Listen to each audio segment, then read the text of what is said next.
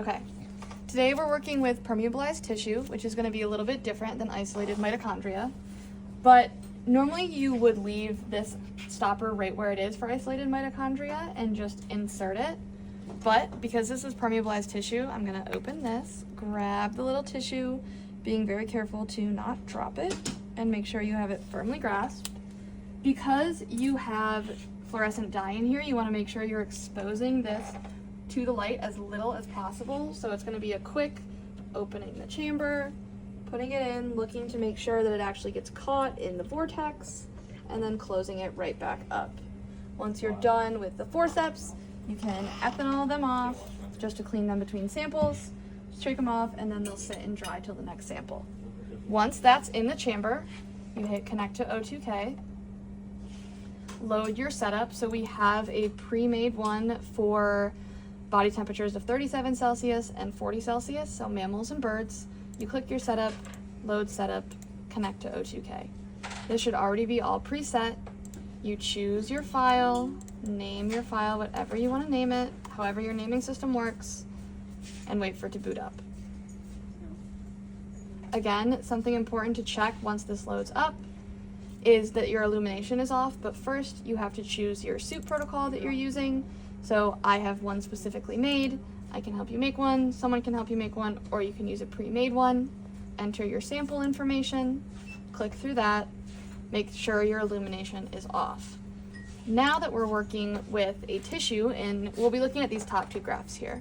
So the bottom graph right here looks at membrane potential, and then this top graph measures respiration. So there's a black line here and a green line. Again, this black line is where we're going to be looking for the flux. This is what matters. Up here, this blue line measures the concentration of oxygen in the chamber. Right now it's at its highest, and as we inject different substrates, you'll see it steadily go down. Usually you don't have to reoxygenate the chamber, but if you see this number right here get to around 90 is fine, but anything under 90, you should reoxygenate the chamber, which is as simple as opening up the stopper and just letting some air get back in until it reaches about 200.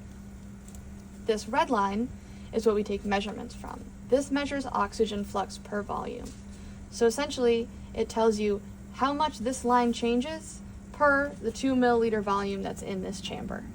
And it's much easier than something like the Hansa-Tech, where you only get this oxygen concentration line and then you're deriving things from it.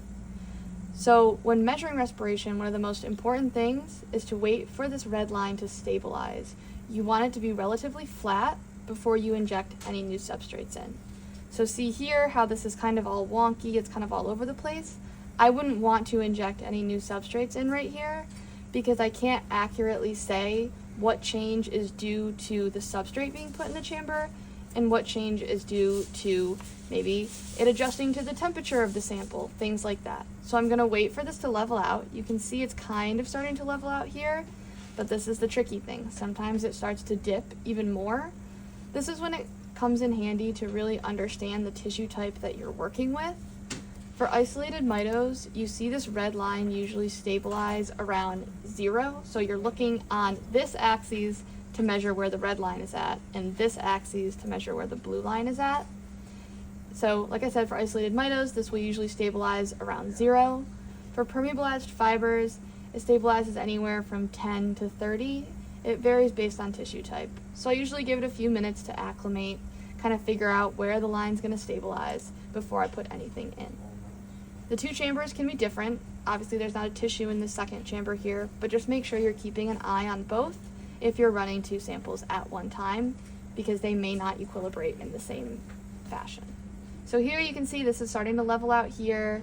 It's around 32, so this is pretty average for the brain. So I'm gonna make my first titration injection. So we have different Hamilton syringes, each that have labels on them for the specific substrate that they go to. And it's important that you keep the substrates and inhibitors separate because you don't want to be putting something in ahead of time and messing up your results. So for these, you want to make sure that you're grabbing the right ones. So for pyruvate, we put pyruvate, malate, and glutamate in first. You always vortex the tube, and then you open it and you draw up on here however much you want. So for permeablized fibers, we do 5 microliters of pyruvate. This is a special case because I put them all in the same syringe since they are all injected at the same time. Usually it's only 1 substrate per syringe.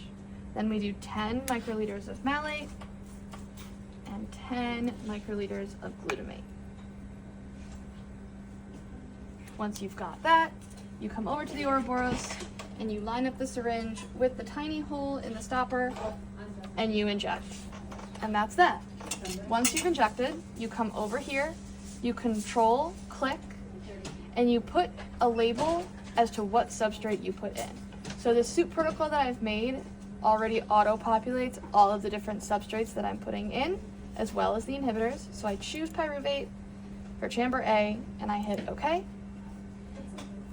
So we'll let this run, but what you want to do for when you put the tissue in first is make a mark that this is where you put the tissue in, and then to delineate where you're taking the data from, you shift, click, and then drag. And this is really important. This is why we want it to wait for it to stabilize, because that stable portion of the red part of the graph is where your data derives from. So if you're not getting something stable, you're not getting good data. And again, this varies based on tissue type. Sometimes as the oxygen concentration depletes, you might not see that stabilization super quick. It can depend on tissue type, whether it's permeablized fibers versus isolated mitos. Again, it really just comes with practice and knowing your sample, and sometimes even after all that, you just gotta hope for the best. That's why you gotta say your Oroboros affirmations. And that's that.